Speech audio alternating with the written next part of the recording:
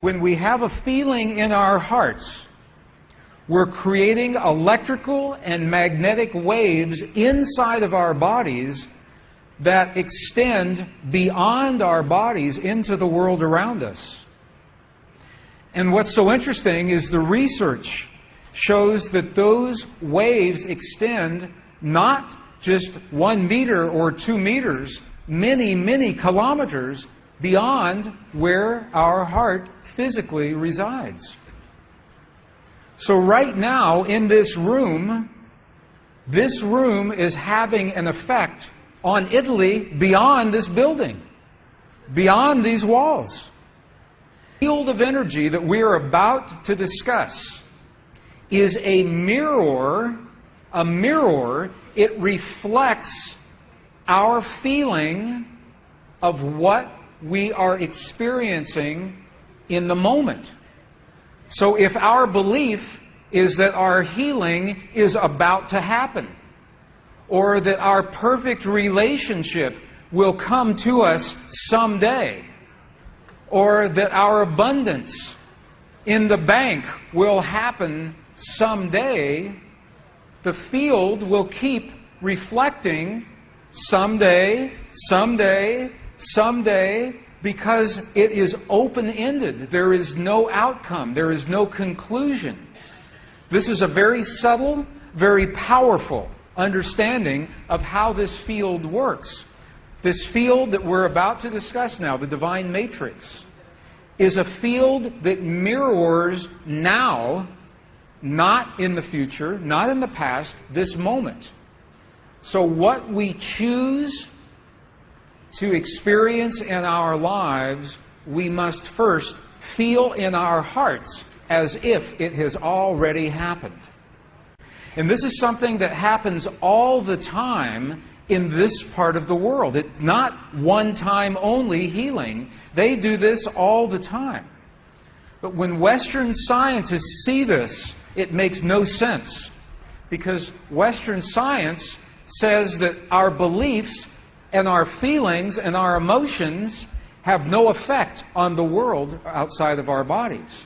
But we know that that's not true.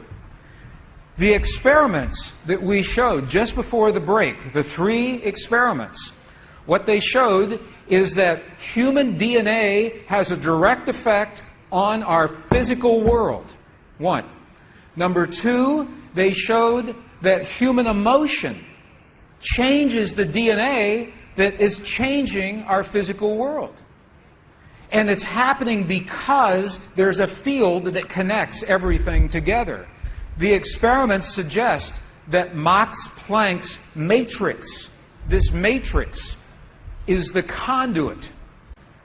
Now, the idea that everything is connected is a very old idea. Even in science, in the late 1800s, there was a belief that there was an invisible web of energy that connects everything in the 1800s. And scientists were in a very heated debate, very controversial, as to whether or not this field exists. There was a very famous experiment that was conducted to determine if the field called the ether field actually existed. In the year 1887, the very famous Michelson-Morley experiment was designed to tell once and for all, is the field here or no? Yes or no? The field exists? It does not exist. In my opinion, it was a good experiment. However, it was poorly interpreted. For over 100 years, our science has been based in a belief that is incorrect. It's incorrect. Now, this is very interesting. 100 years later, 1986, the United States Air Force repeated that experiment.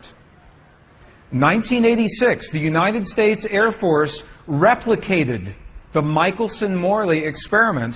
They published the results in the very prestigious journal Nature, the scientific journal Nature. What they found was this. They repeated the experiment with good equipment, much better equipment. The bottom line is that the field exists. They found that the field is actually there. This is reported in August 1986, the journal Nature, volume 322. They said, the field is there. And not only is the field there, it measured precisely the way that Michelson and Morley had predicted 100 years earlier. They just didn't have the equipment to work this out. Now, why don't we know about this? This should have made the cover of every major magazine and newspaper. This should have been on CNN headline news or Sky News. But this changes everything for the scientists, because the textbooks all say the field is not there. Entire careers are based on the field not being there. And now the field is there.